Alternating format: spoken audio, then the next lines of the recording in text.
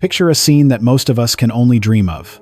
A glittering state banquet, tables groaning under the weight of silver and gold, and a menu designed to impress the most powerful leaders on earth. Yet, as the world's most expensive delicacies are placed before the royal family, one man's plate remains conspicuously empty. While other royals might dutifully consume whatever is served to maintain the image of tradition, Prince Edward, the Duke of Edinburgh, quietly but firmly declines. At the top of his refusal list are the ultimate symbols of high society dining, caviar and oysters. For many, these are the pinnacle of luxury, but for Edward, they represent something entirely different. It is not a matter of price or prestige. It is a matter of genuine, honest preference. The prince suffers from what experts call texture sensitivity.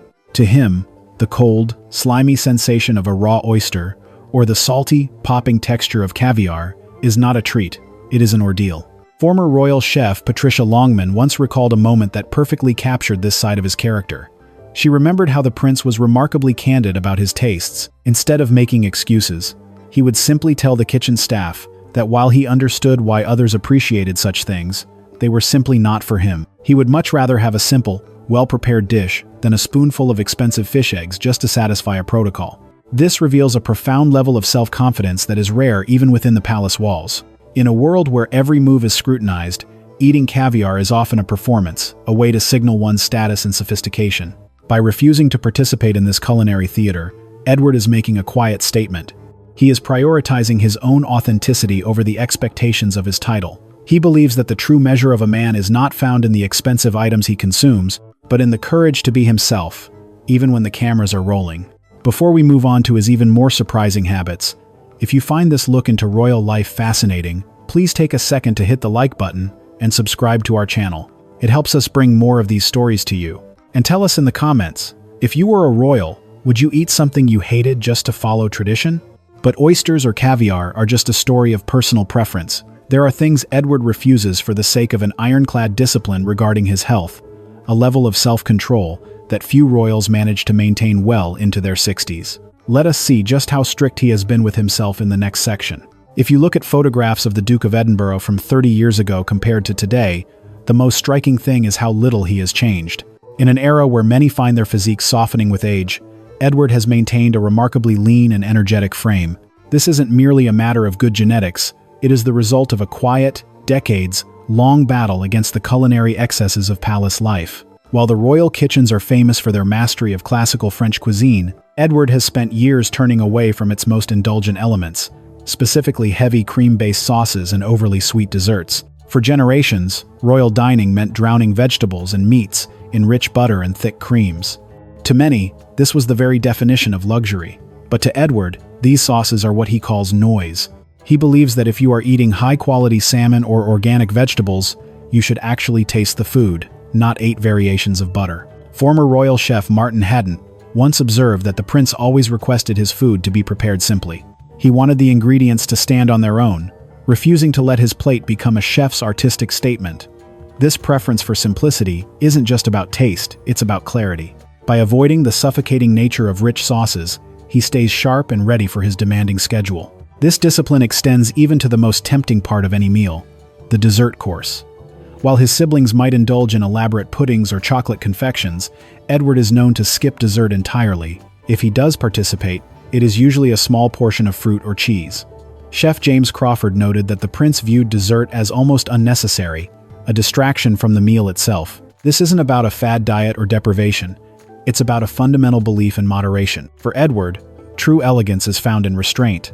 He balances this clean eating with an active lifestyle, frequently seen on the tennis court or running through the grounds of Bagshot Park. He understands that to serve the crown effectively, his body must be a finely tuned instrument, not a monument to indulgence.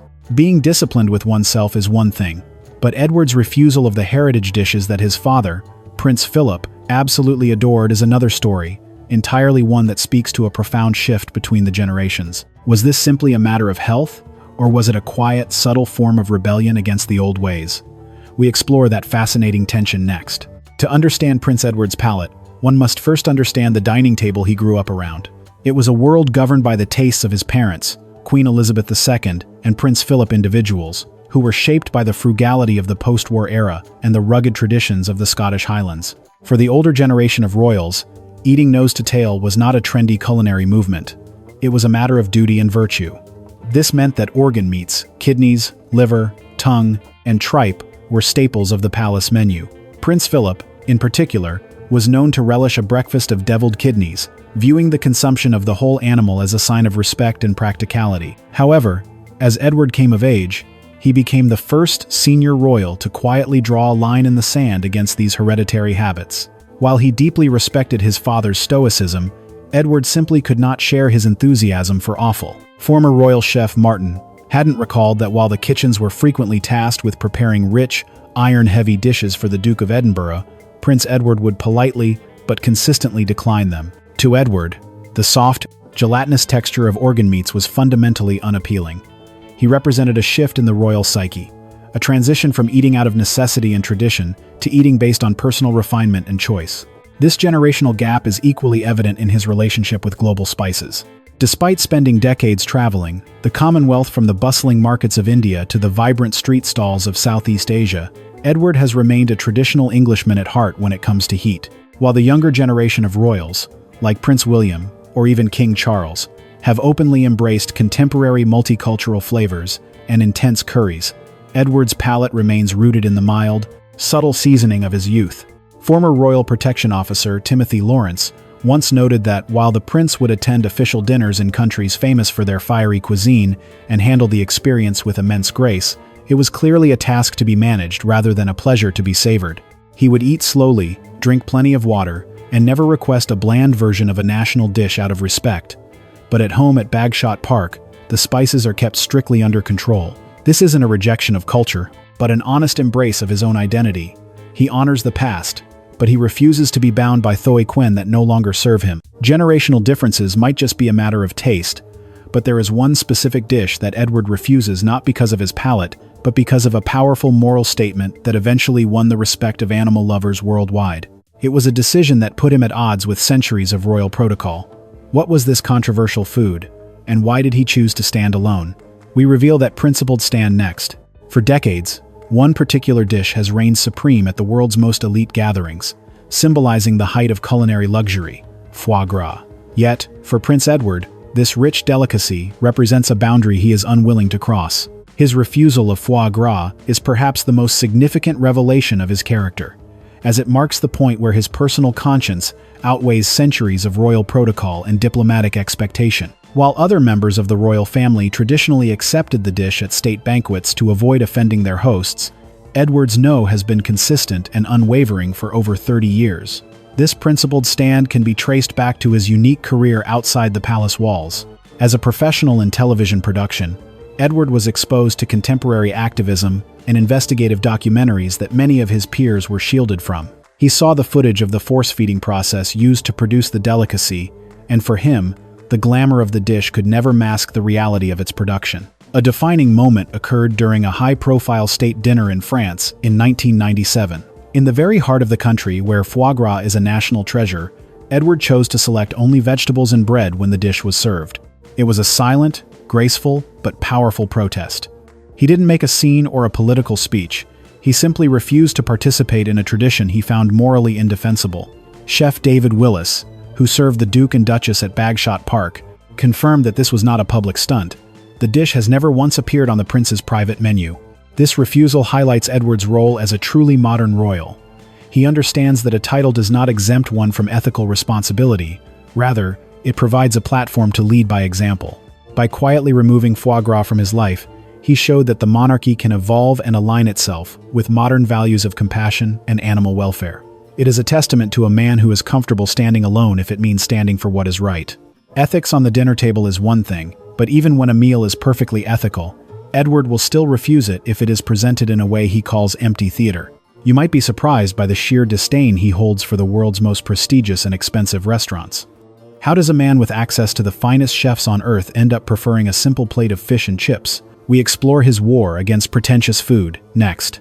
In the world of high society dining, there is a concept known as haute cuisine, where food is treated less like a meal and more like a piece of fine art. But for Prince Edward, this is where he draws a firm line. Having spent nearly 2 decades in the television and theater production industry, Edward has a highly trained eye for what is real and what is merely a performance. He recognizes empty theater instantly, and nowhere is this more apparent to him than in the world of pretentious, Michelin-starred restaurants. He has a particular disdain for what he once described as geometry on a plate. Imagine a massive, oversized porcelain dish with a tiny, singular piece of fish in the center, surrounded by meticulously placed dots of sauce and edible flowers that often taste like nothing. To Edward, this isn't a meal. It is a chef's ego trip. Former royal chef Martin Haddant observed that the prince grew increasingly tired of these elaborate displays as he reached his 40s. On one occasion, after a particularly ornate state dinner, Edward reportedly remarked that he had spent an entire hour appreciating geometry while remaining fundamentally hungry. Where would you find the Duke of Edinburgh if he had a free evening and a choice of where to go? He wouldn't be at a trendy London hotspot with a 6-month waiting list and a deconstructed menu. Instead, Edward is a man who values proper food and genuine preparation. He is known to have a deep appreciation for the honesty of a traditional establishment, somewhere he can get high-quality, classic fish and chips without the pretense.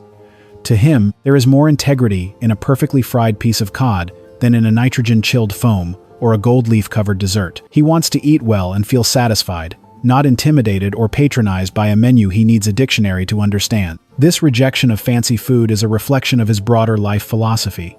He believes that the quality of an experience is measured by its substance, not its packaging. For Edward, food is meant to be nourishment and a catalyst for conversation, not an artistic statement that requires a lecture from the waiter. This groundedness is what makes him so unique among the upper echelons of society. He has seen through the glitz and the glamour and chosen the comfort of the authentic.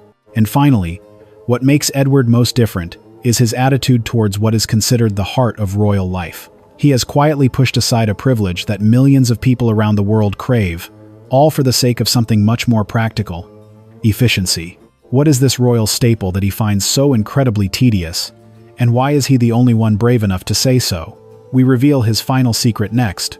For many, the pinnacle of the royal experience is the state banquet, a grand, 3-hour affair involving 5 or more courses, strict seating charts, and centuries of rigid protocol. But for Prince Edward, these marathon meals are perhaps the most exhausting part of his royal duties. It isn't the food itself that he objects to, but what he calls the remarkable inefficiency of the ceremony. Having spent years in the fast-paced world of television production, Edward views time as a precious resource. He has often been heard remarking that spending 3 hours to consume 5 courses is a waste of a good evening. Former Royal Protection Officer Timothy Lawrence recalled that after such events, the prince would often express a desire for something much simpler. To Edward, the true purpose of a dinner is the conversation and the connection with the people across the table. He would much rather finish a high-quality meal in 1 hour and spend the remaining 2 actually talking to his guests, rather than waiting for a small army of staff to clear away elaborate silver plates. This practical, no-nonsense approach to dining is a hallmark of his personality. He values substance over shadows. This same practicality led him to become one of the first senior royals to publicly acknowledge a reduction in red meat consumption. While his siblings and his late father were famous for their love of venison and game from the Scottish estates, Edward gradually shifted his habits during the 1980s and 90s. Influenced by modern health research and a genuine concern for the environment, he and his wife, Sophie, created a kitchen culture at Bagshot Park that is noticeably lighter than other royal residences. When he does eat meat, it is in modest portions, often preferring a well-prepared piece of fish instead. Ultimately, Prince Edward's food rejections tell a story that goes far deeper than a simple list of dislikes. Every plate he pushes aside, from the foie gras to the heavy cream sauces, represents a conscious choice to live authentically. He is a man who refused to be locked into a role just because tradition demanded it. He chose a career over protocol, married for love against the whispers of the court, and built a diet based on conscience rather than status. In the end, Prince Edward isn't just refusing certain foods, he is refusing the royal mask. He chooses to be the man who values truth, health, and efficiency over the performance of being a prince. It is a quiet, powerful form of courage that defines his life, one meal at a time. If you found this exploration of Prince Edward's life as intriguing as we did, please hit the like button and subscribe to our channel for more deep dives into royal history. And before you go, we want to hear from you. If you were in his shoes, would you have the courage to refuse luxury delicacies just to stay true to yourself? Let us know in the comments below.